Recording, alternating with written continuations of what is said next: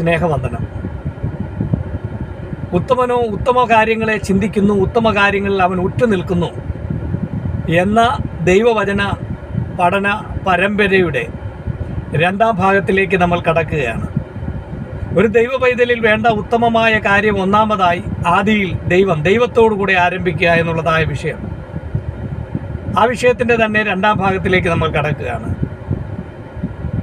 ഏതൊരു ദൈവ പൈതലും കുറഞ്ഞത്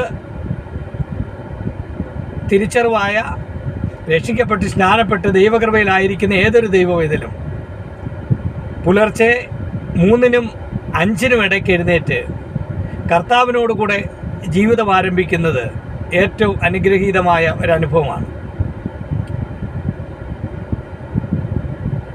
എഫേസ്യർക്ക് എഴുതിയ ലേഖനം 6-ാം അധ്യായം 10, 11, 12 തിരുവെഴുത്തുകൾ ഇങ്ങനെ കാണുന്നു: ഒടുവിൽ കർത്താവിലും അവിടുത്തെ അമിത ബലത്തിലും ശക്തിപ്പെടുവിൻ.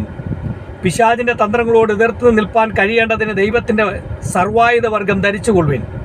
നമുക്ക് പോരാട്ടമുള്ളത് ജഡരക്തങ്ങളോടല്ല, വാഴ്ചകളോടും അധികാരങ്ങളോടും ഈ അന്ധകാരത്തിൻ്റെ ലോകാധിപതികളോടും സ്വർലോകങ്ങളിലെ ദുഷ്ടാത്മ സേനയോടും അത്രേ. അതേ ദൈവമക്കളെ, പ്രത്യേകിച്ച് ഒരു ദൈവ പൈതൽ അന്ധകാര ശക്തിക്കെതിരായിട്ട് അടരാടേണ്ടത് അവൻ്റെ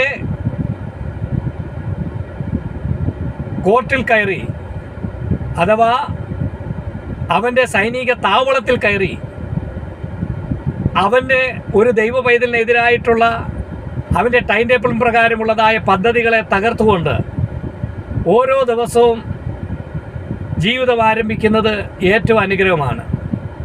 കാരണം പിശാചിന് ശത്രുത ദൈവത്തോടും ദൈവവേദനോടുമാണ്. ദൈവത്തിനെതിരായി അവൻ ഒന്നും ചെയ്യാൻ കഴിയത്തില്ല.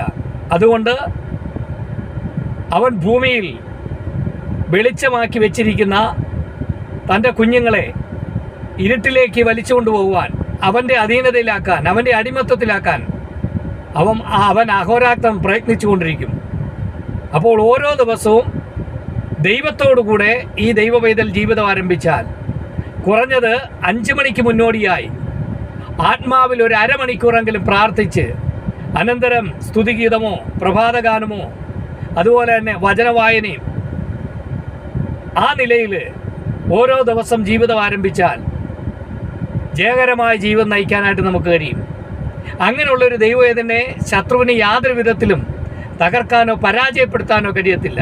ആകയാൽ ഈ നിലയിൽ ഉത്തമമായ കാര്യങ്ങൾ ചിന്തിച്ച് ആ നിലയിൽ അനുസരിച്ച് അനുഗ്രഹിക്കപ്പെടുവാൻ സർവശക്തനായ കർത്താവ് നമ്മളിൽ ഓരോരുത്തരും കൃപ ചെയ്യട്ടെ. ആമേൻ, ആമേൻ, ആമേൻ. Thank U.